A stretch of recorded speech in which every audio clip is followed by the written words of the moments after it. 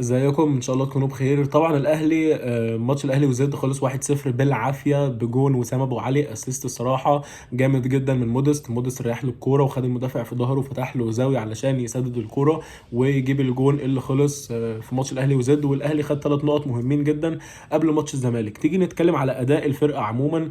الاداء صراحه ما كانش احسن حاجه. عندك طاهر كان وحش، كهربا كان وحش، خط النص بتاعنا ما كانش احسن حاجه. الدفاع بتاعنا برضو كان يعني كويس، بس برضو الاداء في عموما وحش. انا بصراحه ما كانش عاجبني الاداء لا النهارده ولا في ماتش انبي الماتش اللي فات. يعني مش عارف ايه الصراحه ايه السبب ان اللعيبه تبقى بالاسلوب ده وبالاداء ده في الدوري.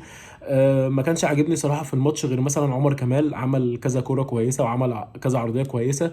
بس ما عجبنيش افوره الناس على الفيسبوك وعلى السوشيال ميديا: عمر كمال جامد، عمر كمال مش عارف ايه، عمر كمال كذا، عمر كمال. لا انا هو عمل ماتش كويس خلاص، برافو، الماتش كويس، بس انا عايز استمراريه.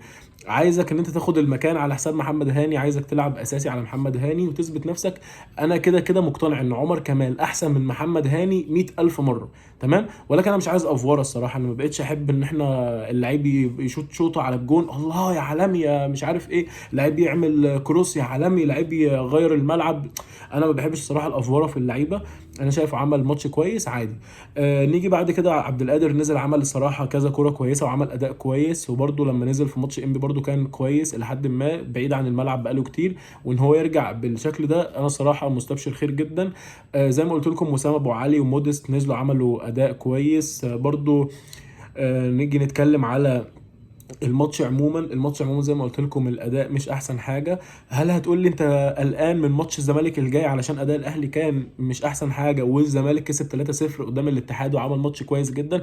هقول لك لا، ماتش الاهلي والزمالك بيبقى ليه حسابات مختلفه، اللعيبه بتلعب احسن اداء عندها سواء الاهلي او الزمالك. ولكن طبعا دلوقتي ما اقدرش اتوقع حاجه على ماتش الاهلي والزمالك، ولكن اتوقع ان الاداء هيبقى احسن من الماتش بتاع النهارده 100%. يعني دي حاجه انا واثق منها بشكل كبير جدا. وغير كده في كذا حد ما لعبش النهارده هيلعب في ماتش الزمالك الجاي، منهم متهيألي علي معلول. فالدنيا هتبقى ظابطه بشكل كبير جدا. اتمنى ان الماتش الجاي مودست اللي يبدا او وسام ابو علي. ممكن نريح كهربا ينزل بقى الشوط الثاني او اي حاجه، لان كهربا صراحه مش فايق خالص النهارده بالنسبه لي. كان من اسوأ اللعيبه في الماتش النهارده. كوكا النهارده برده كان كويس الى حد ما، ولكن برده مش احسن اداء زي ما قلت لكم. مفيش حاجه جت على شوبير متهيألي، يعني شوبير ما اختبرش بشكل كبير يعني. برضو عايز اتكلم على عرضيه عمر كمال وسام ابو علي اللي علي لطفي صدها منه، برضو كانت كويسه جدا. يعني الماتش باختصار ما فيهوش غير 5 6 كور كده الواحد يتكلم عليهم، جبنا منهم جون وخدنا 3 نقط وبس كده. ان شاء الله الماتش الجاي بتاع الاهلي والزمالك هبقى موجود في الاستاد واعمل لكم تغطيه ان شاء الله من اول الماتش لاخره.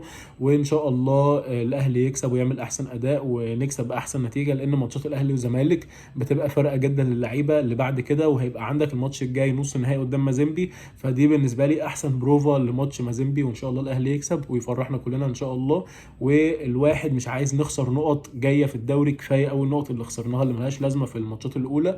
الواحد بقى يتمنى السلسله من الانتصارات كده جايه في الدوري ونحسم الدوري في يعني بدري على كالعاده، يعني قبل ميعاد انتهاء الجولات. وان شاء الله الاهلي يفوق بقى واللعيبه تعمل اداء احسن من كده، عشان الواحد زهق الصراحه من اداء النهارده واداء انبي واداء الماتشات اللي قبل كده في الدوري، مختلف تماما عن الاهلي في افريقيا. فاتمنى كل ده يتصلح في ماتش الزمالك الجاي.